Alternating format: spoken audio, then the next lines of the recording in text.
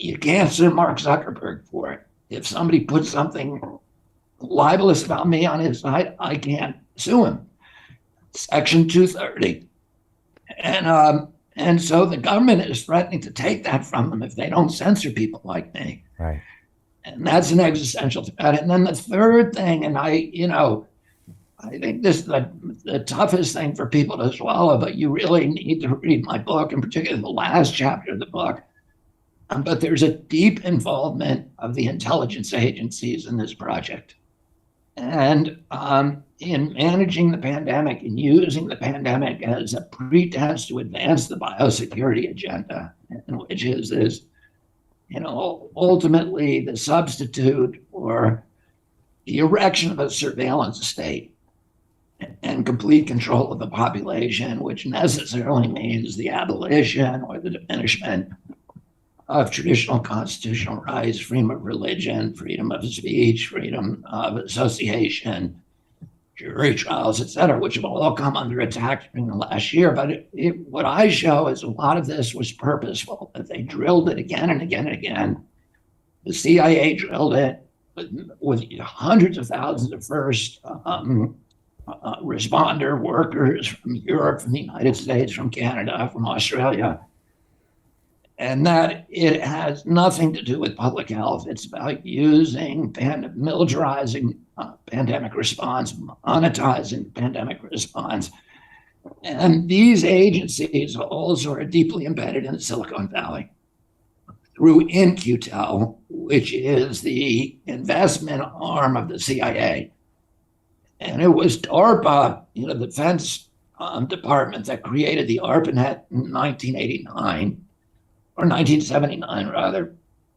And then, In-Q-Tel, which is the CIA investment fund, went out to Silicon Valley with both technology and with money and with federal contracts and invested in some 3,000 companies out there.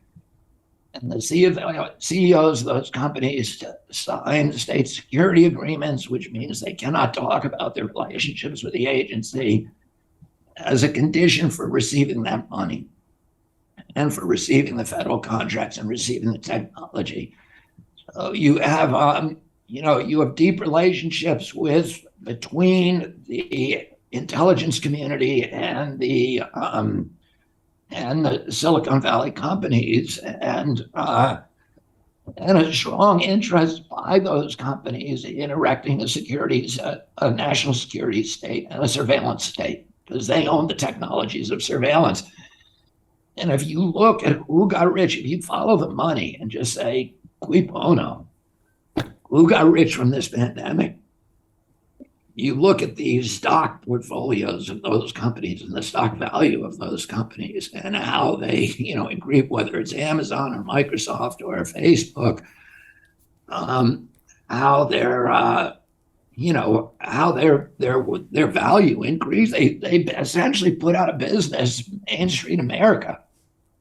And, people don't go, you go down to Main Street, even here in, Palisades or Brentwood, where I live, and there's a lot of shuttered businesses. And you go to places like St. Paul and Minneapolis and just see the devastation of those communities. And everybody now is, using Amazon. Well, that's really good for Jeff Bezos.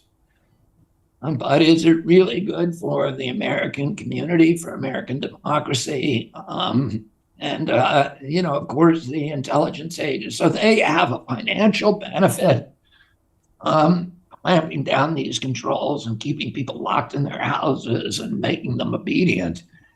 And they also have pressure from the, from the intelligence community, which has another agenda, which is the biosecurity state, the surveillance state.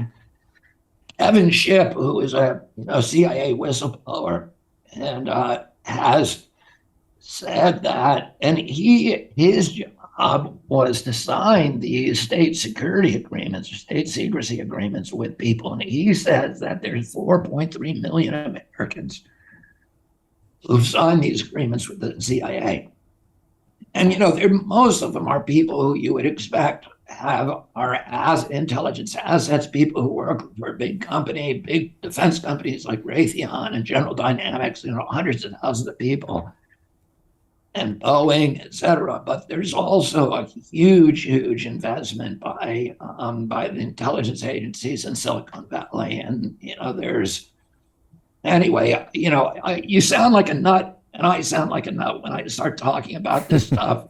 But if you read the last chapter of my book, which is very, very well documented, and I think the most shocking chapter, you'll see that, what I'm saying is fact-based. The greedy bankers are about to do it again. In 2008, they crashed our financial system and nearly bankrupted the entire global economy. Then they received trillions of dollars in government bailouts.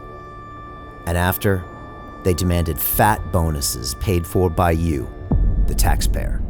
It turns out the banks haven't just been screwing the American taxpayers, they're also screwing over their investors. Turns out the banking industry is the worst place you could put your money, despite enormous taxpayer bailouts. Now the bankers are back to take away your financial freedom. They lie and tell you that cryptocurrency isn't safe. They try to make it illegal for you to choose how to invest your hard-earned money. They lie and say cryptocurrency is used by money launderers and criminals. But look at the record.